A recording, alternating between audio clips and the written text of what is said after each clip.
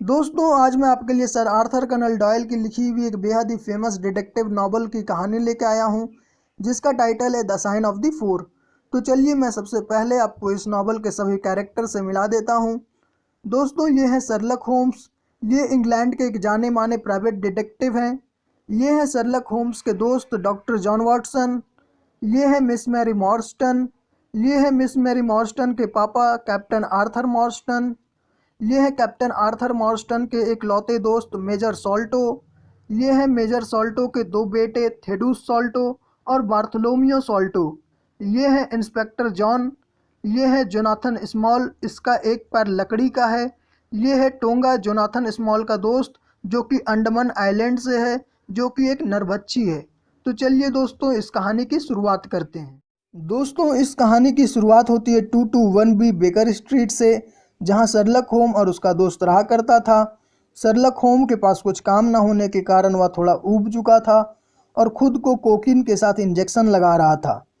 Watson अपने दोस्त की इस बुरी आदत से थोड़ा परेशान था और थोड़ी देर बाद वहां मिस मैरी मॉर्स्टन शर्लक होम से मदद मांगने के लिए उनके फ्लैट पर पहुंचती है। वह बताती है कि उनके पिता कैप्टन मॉर्स्टन ब्रिटिश सेना में एक अधिकारी थे और भारत में तैनात थे।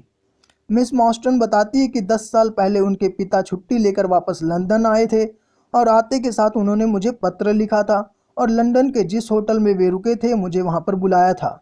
पर मैं जब वहां पहुंची तो वे वहां नहीं थे और जब मुझे पता चला कि उनके मित्र मेजर सॉल्टो जो कि भारत में उनके साथ तैनात थे वे रिटायर होकर घर आए हैं, तो मैं अपने पिता को खोजती हुई उनके घर चली गई, पर वे वहाँ नहीं थे। और कुछ साल पहले मैंने अपने पते के लिए एक कॉलिंग पेपर में एक विज्ञापन का जवाब दिया था, लेकिन उसके 1 साल बाद मुझे कोई एक ही तारीख को मेल में पर्ल की मोती भेज रहा है और इस बार मेल में मोती के साथ एक लेटर आया है जिसके कारण मैं परेशान हूँ। मिस मॉर्स्टन वो लेटर शर्लक होम को देती है। शर्लक होम लेटर को पढ़ता है। लेटर में लिखा हुआ था, मिस मैरी मॉर्स्टन, तुम्हारे साथ गलत हो रहा है। मैं तुमसे मिलना चाहता हूँ और मैं तुम्हें तुम्हारे पिता के बारे में भी बताऊंगा। तुम्हें आज 7 बजे लंदन के वेस्ट एंड में जो लैसियम थिएटर है वहां आना होगा। यदि तुम्हें अकेले आने में डर लग रहा है तो तुम अपने साथ कोई भी 2 आदमी को ला सकती हो अपने सुरक्षा के लिए। लेटर पढ़ने के बाद शर्लक होम कहता है, ये केस काफ़ी इंटरेस्टिंग लग रहा है और आज 7 बजे हम लोग वहाँ जाएंगे, लैसियम थिएटर में देखेंगे वहाँ क्या होता है।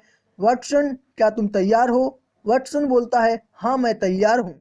शाम में जब वे लोग लैसियम थिएटर जा रहे थे तब मिस मॉर्स्टन होम्स को एक पेपर दिखाती है जो उसने अपने पिता की मेज पर पाया था। ये पेपर दिखने में एक नक्शा प्रतीत हो रहा था जिस पे साइन ऑफ फोर लिखा हुआ था और 4 लोगों के नाम लिखे हुए थे, जोनाथन स्मॉल, मोहम्मद सिंह, अब्दुल्ला खान और दोस्त अकबर। जब वे लोग लैसियम थिएटर पहुंचे तो वहां उनके लिए एक घोड़ा गाड़ी इंतजार कर रहा था। वह गाड़ी उन लोगों को मेजर सॉल्टो के छोटे बेटे थेडूस सॉल्टो के घर ले जाता है। थेडूस सॉल्टो बताता है, कैप्टन मॉर्स्टन और मेरे पिता अब इस दुनिया में नहीं रहे। थेडूस सॉल्टो बताता है, मेरे पिता और कैप्टन मॉर्स्टन जब भारत में तैनात थे तब उन लोगों के हाथ आगरा का एक खजाना लग गया था जिसके इन लोगों के अलावा भी 4 और हिस्सेदार थे। मेरे पिता रिटायर होने के बाद खजाना को अपने साथ ले आए थे और कुछ दिन बाद जब कैप्टन मॉर्स्टन अपना हिस्सा लेने के लिए उनके पास आए थे तब मेरे पिता के मन में लालच आ गया था और वे खजाना को बांटने से इनकार कर दिए, जिससे कैप्टन मॉर्स्टन को दिल का दौरा पड़ा और उनकी मृत्यु हो गई। इतना सुनते ही मिस मॉर्स्टन के आंखों में आंसू आ गया। वाटसन कहता है, तुम्हारे पिता ने ये अच्छा नहीं किया। वाटसन कुछ और कहता, इसके पहले ही मिस मॉर्स्टन उसे रोक देती है। थेडूस सॉल्टो आगे बताता है, भारत से मेरे पिता के लिए एक दिन पत्र आया था। उस पत्र को पढ़ने के बाद मेरे पिता की तबीयत काफ़ी बिगड़ गई थी और वे हमेशा एक लकड़ी के पैर वाले आदमी की बात करते। एक दिन मेरे पिता ने मुझे और मेरे बड़े भाई बार्थोलोमियो को अपने पास बुलाया और खजाने के बारे में बताया और कहा कि जितना तुम लोग इस खजाने पर अधिकार रखते हो उतना ही मिस मॉर्स्टन भी इस खजाने पर अधिकार रखती है और जो धोखा मैंने अपने दोस्त के साथ किया वे तुम लोग मत करना। और जैसे ही मेरे पिता उस खजाने का स्थान बताने वाले थे तभी वहाँ पे खिड़की के पास एक दाढ़ी वाला आदमी दिखाई दिया, जिसको देख मेरे पिता ने जोर से चिल्लाया, कीप हिम आउट। हम दोनों भाई खिड़की के पास गए, तब तक वह आदमी वहाँ से भाग चुका था और जब वापस आए तो अपने पिता को मृत पाया। अगले दिन हमें पता चला कि किसी ने हमारे पिता के सामान की खोज की है, और जब हम लोग अपने पिता के मृत शरीर के पास पहुंचे तो वहां देखा कि किसी ने एक नोट छोड़ा था जिस पर लिखा हुआ था साइन ऑफ 4। थेडूस आगे बोलता है, आज ही के दिन मिस मेरी मॉर्स्टन, आपको बुलाने का कारण यह है कि हमारे भाई ने वो खजाना ढूंढ लिया है, और इससे पहले कि हमारे भाई के मन में लालच आए हमें वहां चले जाना चाहिए।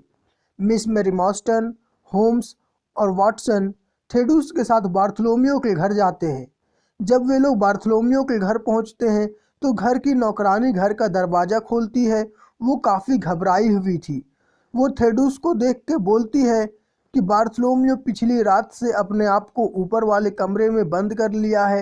वे लोग तेज़ी से ऊपर के कमरे में जाते हैं और दरवाज़ा को तोड़कर अंदर प्रवेश करते हैं और देखते हैं बार्थलोमियो अपने स्टडी चेयर पे मृत बैठा है। बार्थलोमियो को देख थेडूस रोने लगता है। होम्स बार्थलोमियो को जांच करता है और कहता है कि इसकी गर्दन पे किसी ने लकड़ी के जहरीले पिन से वार किया है, जिसके कारण इसकी मृत्यु हुई है। तभी इंस्पेक्टर जॉन वहां आ जाता है और थेडूस को अरेस्ट कर लेता है। होम्स और वाटसन जॉन को समझाते हैं, थेडूस हमारे साथ ही यहाँ आया है, पर जॉन किसी की बात नहीं सुनता और थेडूस ने लालच के कारण अपने भाई को मार दिया है, यह कहकर थेडूस को अपने साथ ले जाने लगता है। होम थेडूस को कहता है, तुम घबराओ नहीं, मैं बहुत जल्द सही आरोपी को पकड़ लूँगा। उन लोगों के जाने के बाद होम्स और वाटसन पूरी कमरे की जांच करते हैं। होम्स वाटसन को कहते हैं, देखो यहाँ कोलेस्ट्रॉल गिरा है और लगता है आरोपी भागते समय इस पे अपना पैर रख दिया था। देखो ये लकड़ी के पैरों के निशान भी यहाँ हैं जो कि एक ही आदमी के लगते हैं। वाटसन बोलता है, होम्स देखो यहाँ एक अजीब से पैरों के निशान हैं। होम्स कहता है, शायद ये आरोपी के साथी के पैर के निशान हैं। होम्स वाटसन को कहता है, तुम जाओ और मिस मैरी मॉर्स्टन को उनके घर छोड़ दो और फिर बेकर स्ट्रीट जाना। हम लोगों के घर के बगल में जो घर है वहाँ पर एक टोबी नाम का कुत्ता है, उसे लेके आना। टोबी मुझे बहुत से केस में सॉल्व करने में मदद किया है। वाटसन मिस मैरी मॉर्स्टन को लेके चला जाता है। होम्स मिस मैरी मॉर्स्टन के लिए वाटसन का बढ़ता प्यार को महसूस करता है। कुछ घंटे के बाद वाटसन टोबी को लेके वापस आता है। होम्स वाटसन को बताता है कि मैंने इस अजीब से दिखने वाले पैरों के निशान के बारे में पता लगा लिया है। मैं अभी एक किताब पढ़ रहा था जिसमें इस तरह के पैरों का निशान का जिक्र है। ये लोग अंडमान के लोग हैं। ये लोग एक तरह के नरभक्षी होते हैं और जिस तरह का औजार हम लोगों ने थेडूस के भाई के शरीर पे देखा है, उस तरह के औजार को चलाने में ये लोग काफ़ी माहिर होते हैं। होम्स वाटसन को वो किताब और उस तरह के औजार का चित्र दिखाता है। उसके बाद होम्स टोबी को कोलेस्ट्रॉल सूंघाता है और कोलेस्ट्रॉल का गंध का पीछा करने के लिए छोड़ देता है। कुछ देर के बाद टोबी होम्स और वाटसन को थेम्स रिवर के किनारे ले जाता है। होम्स कहता है, आरोपी लगता है यहाँ से नाव लेके भागा है। वहाँ पे कुछ लोगों से पूछताछ करने के बाद एक महिला बताती है, आज मेरे पति के पास एक लकड़ी का पैर वाला आदमी आया था और यहाँ से एक स्टीम बोट अरोरा किराए पर लिया है। मेरा पति भी उसी के साथ गया है। इसके बाद होम्स और वाटसन अपने घर बेकर स्ट्रीट चले जाते हैं। वहाँ पे कुछ देर आराम करने के बाद होम्स बेकर स्ट्रीट के कुछ बच्चों को बुलाता है और उन्हें पैसे देता है और कहता है कि तुम लोग को एक स्टीम बोट अरोरा का पता लगाना है। कुछ समय के बाद होम्स इंस्पेक्टर जॉन को अपने घर बुलाता है। जब इंस्पेक्टर जॉन होम्स के घर आता है तो वहाँ वाटसन के अलावा कोई और नहीं था। वहाँ अचानक एक बूढ़ा व्यक्ति आ जाता है। होम्स को काफ़ी खुशी से ढूंढ रहा था और बोलता है कि उसने अरोरा का पता लगा लिया है, पर मैं ये सिर्फ होम्स को बताऊंगा अरोरा कहाँ है। इतना बोलते के साथ ही वह व्यक्ति अपने चेहरे से दाढ़ी और मास्क निकाल देता है। वो व्यक्ति कोई और नहीं था, वो होम्स था। इंस्पेक्टर जॉन और वाटसन होम्स को देखकर चौंक जाते हैं। होम्स बताता है, अरोरा को एक शिपयार्ड के नीचे रखा गया है और आज शाम को जोनाथन और उसके साथी वहां से भागने का कोशिश करेंगे। इंस्पेक्टर जॉन, हमें एक पुलिस की तेज चलने वाली नाव चाहिए। मैंने एक लड़के को वहां पर तैनात कर दिया है जो अरोरा का निकलने पर हमें सिग्नल देगा। रात में जब पूरा लंदन सो चुका था तब अरोरा को शिपयार्ड से बाहर निकाला जाता है। जोनाथन स्मॉल और उसका साथी तेजी से भागना शुरू कर देता है। प्लान के मुताबिक शर्लक होम और उनके साथी अरोरा का पीछा करते हैं।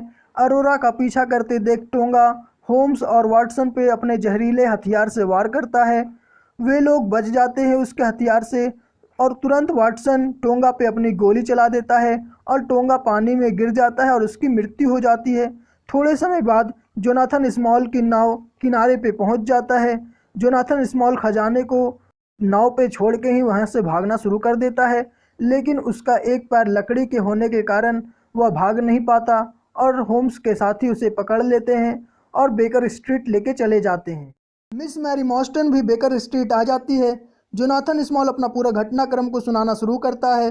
वह बोलता है कि मैं ब्रिटिश सेना के साथ भारत गया था, मैं सेना के लिए काम किया करता था, लेकिन एक दिन जब मैं नदी में नहा रहा था तो एक मगरमच्छ ने आके मेरे पैर को खा लिया, जिसके बाद मुझे आगरा के एक किले में गार्ड के रूप में रख दिया गया।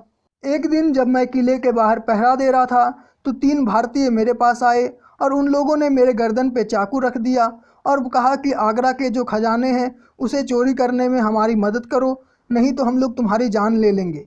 मेरे पास कोई भी रास्ता ना होने के कारण मैंने उनकी मदद की और आगरा के खजाने को चोरी करने के बाद हम लोगों ने कसम खाया कि हम में से कोई भी किसी को धोखा नहीं देगा और उसे ऐसी जगह छुपा दिया जहाँ पर कोई उसे ढूंढ नहीं सकता था।